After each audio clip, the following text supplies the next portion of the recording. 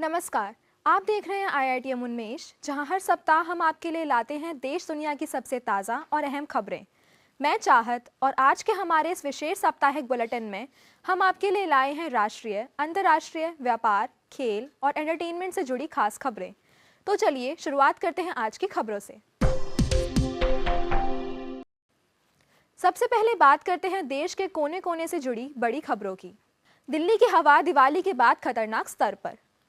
राजधानी में वायु प्रदूषण गंभीर रूप से बढ़ गया है। स्वास्थ्य अधिकारियों ने लोगों को मास्क पहनने और घर के बाहर कम समय बिताने की सलाह दी है।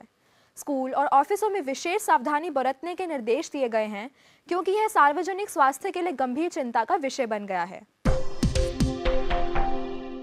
कांग्रेस ने जम्मू और कश्मीर उपचुनाव में अपने उम्मीदवार वापस लिए। सहयोगी नेशनल कॉन्फ्रेंस को समर्थन देने के लिए कांग्रेस ने रणनीतिक कदम उठाया।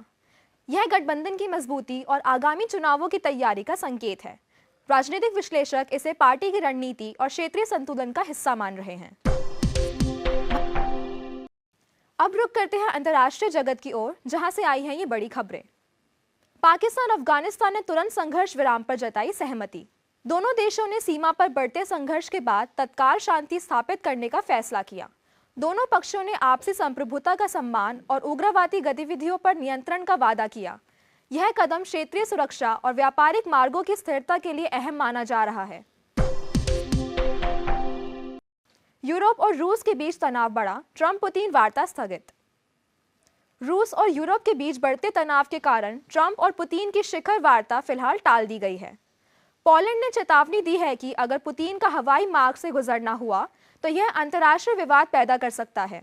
इस वार्ता में यूक्रेन युद्ध और यूरोप में सुरक्षा की स्थिति पर चर्चा होनी थी। चलिए अब बात करते हैं आर्थिक जगत की और देखते हैं व्यापार और बाजार की प्रमुख खबरें। टाटा मोटर्स की बिक्री में उत्सव सीजन में बढ़ोतरी। SUV और इलेक्ट्रिक वाहनों की मजबूत बिक्री के चलते टाटा मोटर्स की बिक्री में इस साल 33% की बढ़ोतरी हुई है।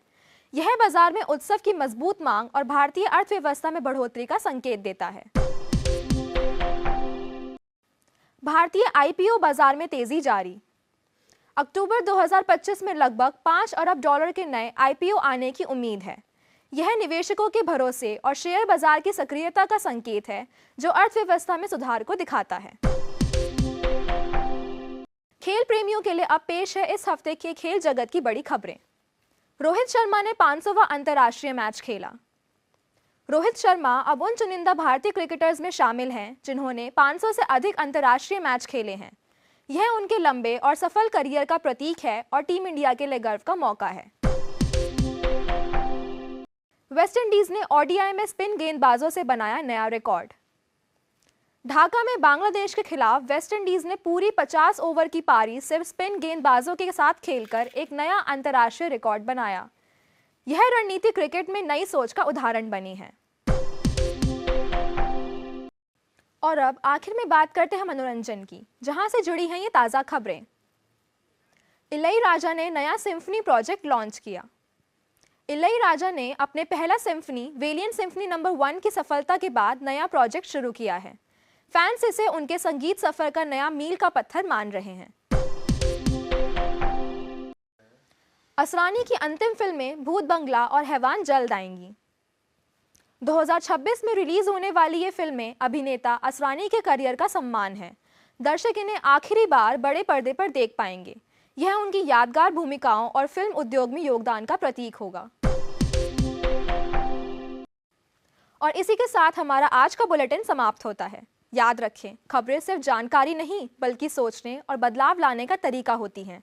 हमसे जुड़े अगले हफ्ते, तब तक के लिए अपना और अपनों का ख्याल रखें। नमस्कार।